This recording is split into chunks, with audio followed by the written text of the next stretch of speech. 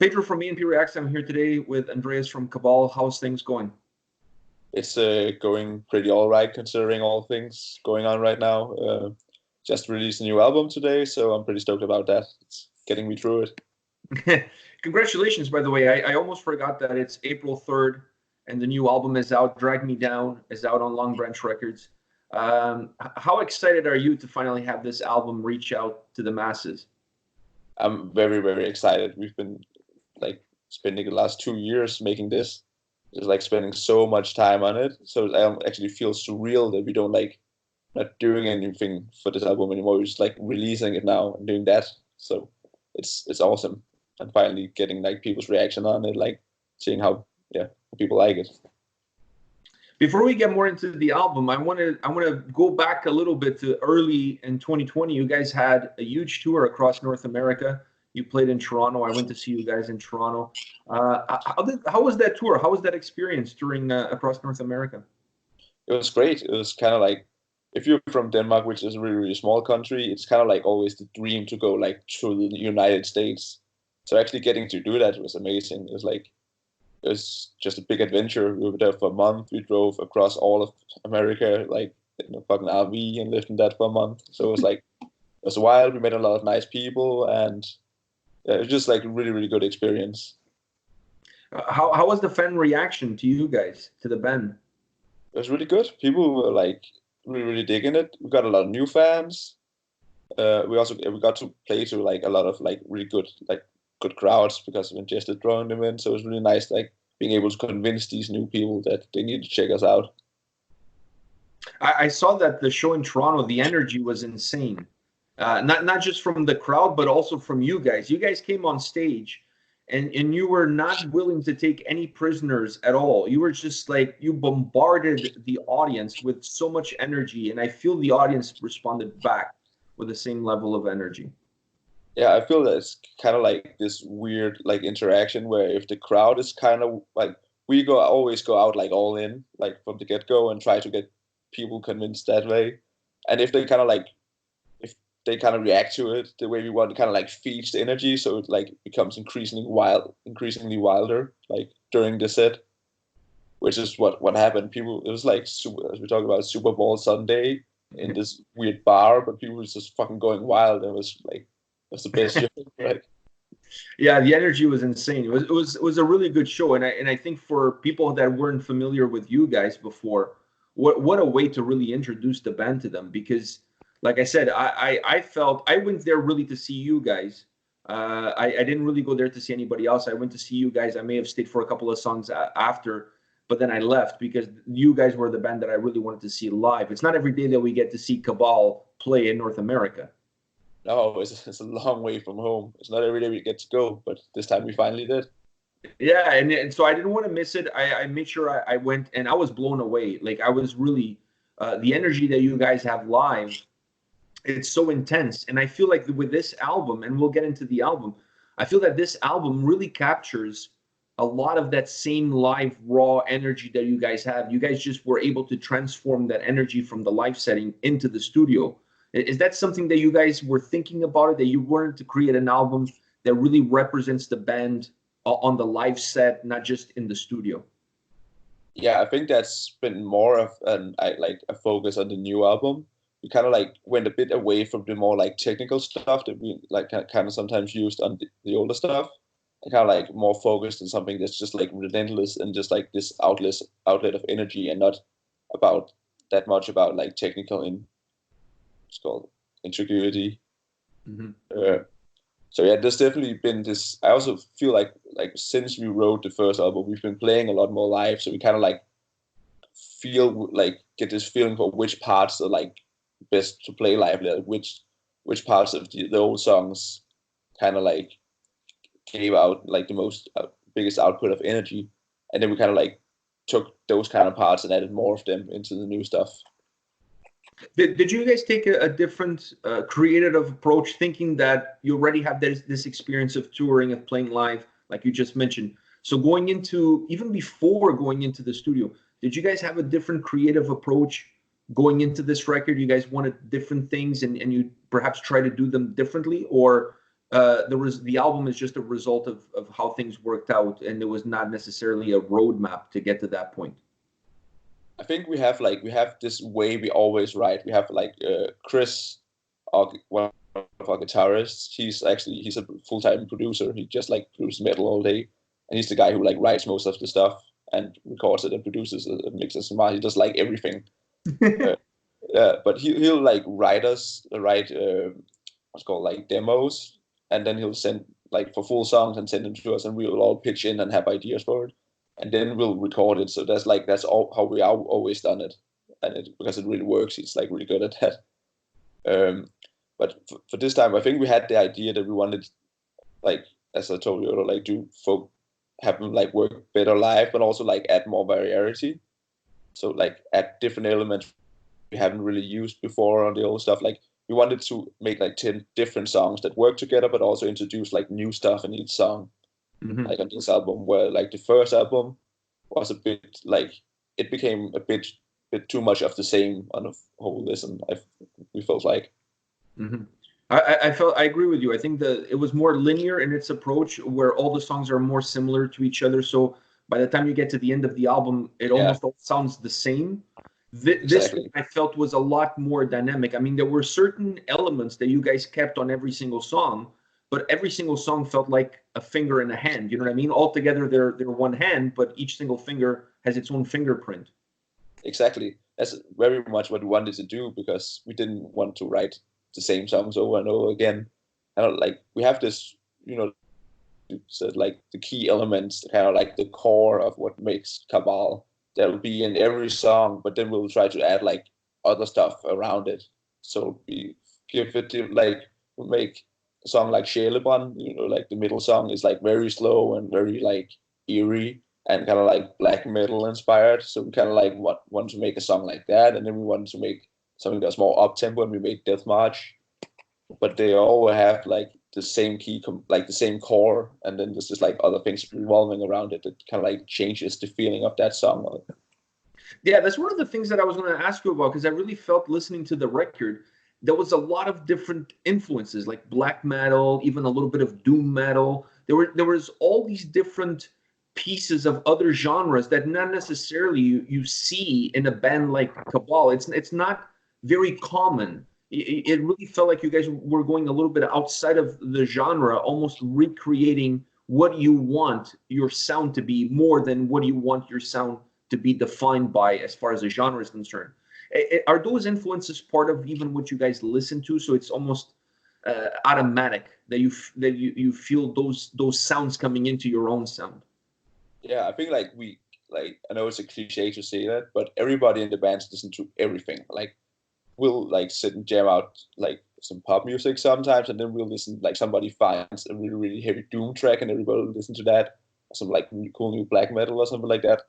So I think it's just like very natural that we want to incorporate all of these things that we listen to like into our music. I've been super, like on this record, I've been super inspired by hip hop for writing the flows, and listening to a lot of rap while trying to come up with the new stuff.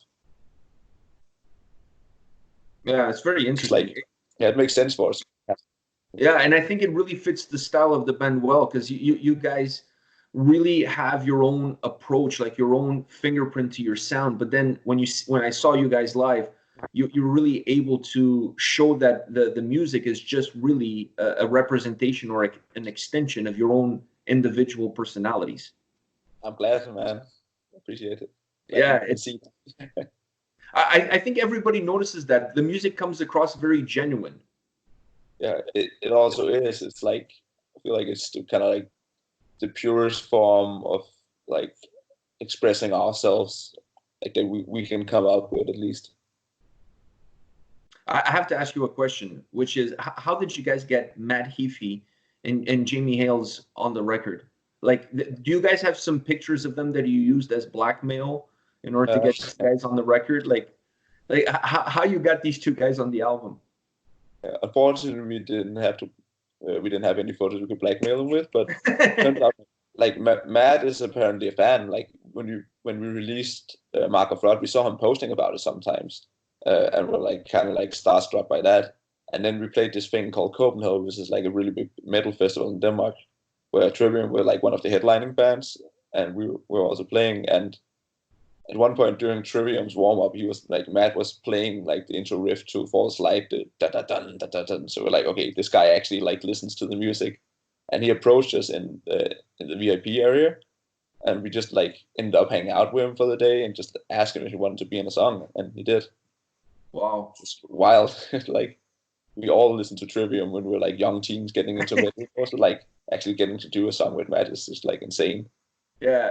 I could see that.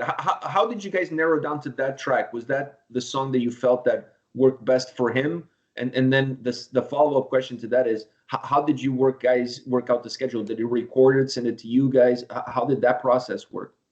Yeah. Well, we felt like the song like we chose for him like to use him on was like the song where he would fit in the best, because it's like it's more melodic, and like I know Cabal isn't like exactly melodic, but it has like a synth lead actually, and it's a bit more catchy. Sounds like it doesn't sound like Trivium, but it sounds more like something you'd find on a Trivium record than some of the other elements that we used.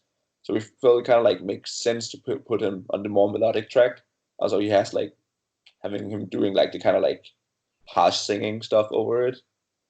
So kind of it just made sense. And for the scheduling, we just like had him record at home. He has like recording rig he uses for Twitch as well. Mm-hmm. So he just sent it to us, and we just Chris just mixed and mastered it. What about with Jimmy Hills from the song with him? How did you guys work that one out? Because I thought that track was amazing as well. Thanks, like man. You guys really picked two great guys to have on the album. Yeah, I'm glad. We actually have three guys. We have Kim from Møl as well, which is like another great Danish band. Like they play Black Gaze. If you don't know, you really need to check them out. Yeah, I thought that song was very powerful. Thanks, man. Very dark. I'm glad. Oh yeah, with Jamie, the way we got him like to do the song is just like we posted about some merch we made on Instagram at one point, and I saw like some guy commenting saying, "Hey, can I like is it possible for me to buy one?" And I was like, I thought the name looked like kind of familiar, and I clicked it, and it was like Jamie from Polaris. I was like, oh. So I actually just wrote him, "Hey man, like if you promise you wear it at a show, we'll send you a shirt." Just like chatted for a while then, and then just like asked him if he wanted to be on a song, and he did. And then they came through Copenhagen. They were like, I think they were main support for North Lane, and we just brought him out to the studio and recorded like his part for Drag Me Down there. Oh, so with him you actually got to do it live. You didn't have to have him record it and send it to you guys. No, he just came to the studio with us. Well, by the way, since we're talking about Polaris, what did you think about their new record? It's really, really good. Like he actually showed us some of it while we were in the studio with him. So I knew it was going to be really good. It's like there's a reason why they're blowing up. It's just fucking good. Like, yeah, they're a great band. I saw them in Toronto with Parkway Drive. Yeah. And one thing that I felt about them live is the same thing I felt about you guys. Great energy in a live show. Like, just it's almost like you guys are plugged to the electricity. It's just it never lights up. It's not like one dull moment. So the two bands have a lot of similarities in terms of how you guys approach the live setting. I'm glad, man. That's a compliment to be like compared to the live band. Well, you guys kick ass. I mean, you guys kick ass in the studio with this album. And I'm one of the lucky guys that have gotten to see you guys live in North America, and you guys kick ass live. And you kick ass on this album. Vocally, this album is really strong. Very powerful, incredible performance. Did you take a specific approach to the album? Because I felt the album is so dynamic from a musical perspective with so many different influences. This is not your traditional deathcore album. You know what I mean? Like, it has a lot of different moving pieces. It's really robust. And I felt that your vocals matched that intensity, matched the darkness of the songs, and matched the melody of the song. You did an amazing job knowing exactly when to drop out and when to be more aggressive, depending on how the song was going. That's something that you worked on, you consciously thought about it, or it's just how the song went and you just kind of went with the flow? The thing is, like, when I'm listening to a song, it puts me in a certain mood. So if it's slow and sludgy, there's like a certain way I feel like, okay, I want to like do the vocals. Like it kind of like comes to me listening to it, like, okay, I'm gonna do the vocals like this because it has this vibe, and okay, this part would be sick to like. It kind of comes naturally, but like, I definitely think about it before going into the studio. I have an idea of like how I want to approach a certain song.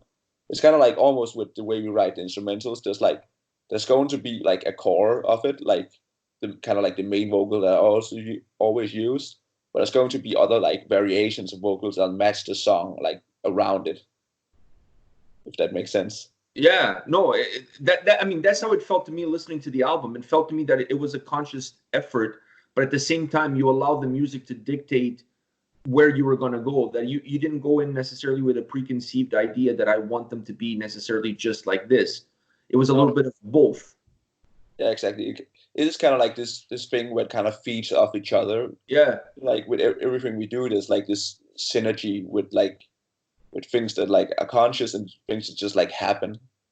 Yeah, and it kind of goes back and forth. Like the whole album has that feeling of back and forth. And when you look at your vocals and when you look at the music, it really feels like one feeds the other and vice versa. They're just kind of like intertwined. It's almost like a dance between the music on the tracks and the vocals. Do you know what I mean? Yeah, totally. It's really strong from that perspective. I'm glad, man. I really, really appreciate that. I tried my best. Yeah, no, I honestly, I love the album. I went in already having heard you guys live. I was kind of had already in mind what to expect from the record in terms of the intensity, but still, I wasn't really prepared for what I got, and it's just there's very little room for a listener to catch its breath because it's very intense. Even in the songs where you guys, like you said, a little bit more slushy. I love that. I'm going to start using that. The songs that are a little bit more slushy, even those, they're still intense. Maybe not intense from a musical perspective, but intense from an emotional perspective. Yeah, and they'll also have like we'll use this ambience. They'll still like kind of like suck the air out of your lungs. Like kind of like everything we make, we kind of like want to make it kind of like unrelentless. Even if it's like slow or kind of melodic, it'll still be like I don't know the right word is like still pounding. Yeah, suppressive in some way. It's like it'll surround you and like won't let you go until the record is finished. Exactly. That's the best way to describe it. This is an album that once you start listening to the first song, you're immediately hooked, and you can't really stop it until you get all the way to the end. Because there's not a song where you can say, okay, you know what, this one is a little bit slower. I can pause here, go do something.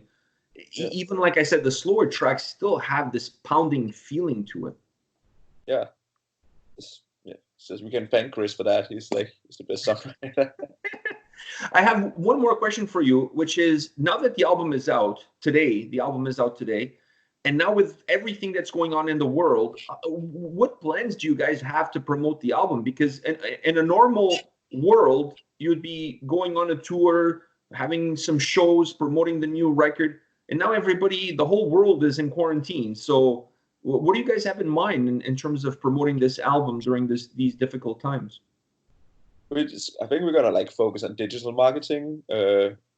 Although while we might have some tour news coming up soon that will hopefully go through, it's like everything is in the air. We were supposed to do a lot of shows during the spring, especially in Denmark, but yeah, obviously that didn't happen. Yeah. So I think we might do. I don't know if we're gonna do a live session or anything. We'll do stuff like maybe some Q&A stuff at some point where people can interact with us and talk about the album. Like we have a lot of balls in the air, so to speak. Like, so we'll figure something out to do like while we can't play shows. Yeah, you have to come up with something creative to get the fans to engage with you guys, because obviously shows is not. I don't think they're going to happen anytime soon. No, unfortunately not. Unfortunately. Yeah, it sucks, man.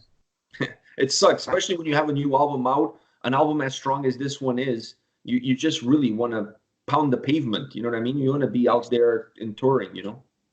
Yeah, we had to move our release party like 4 months ahead. So we're pretty certain that'll happen. And like, yeah, and we're supposed to play a lot of shows now and promote the albums. And it kind of feels weird that it's not happening.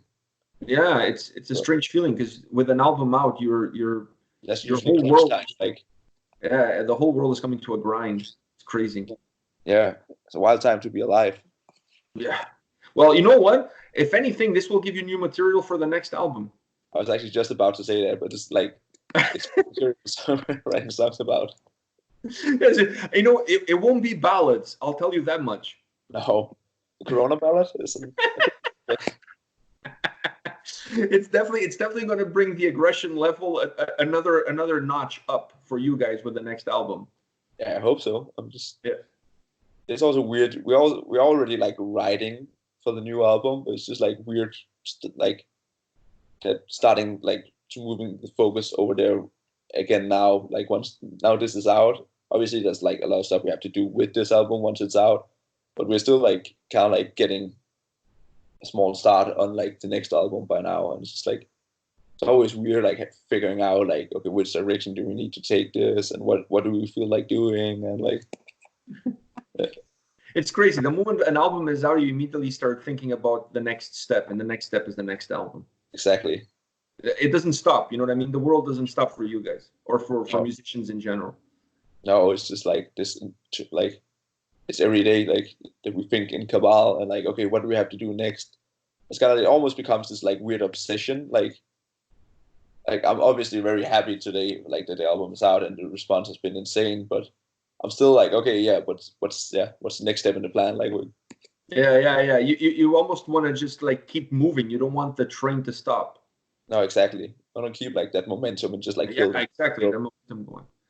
Well, Andreas, thank you very much for your time, man. I really appreciate it. I rather spend my quarantine talking to you about metal and music than watching the depressing news out there. So I just want to thank you very much for your time. Congratulations on the album.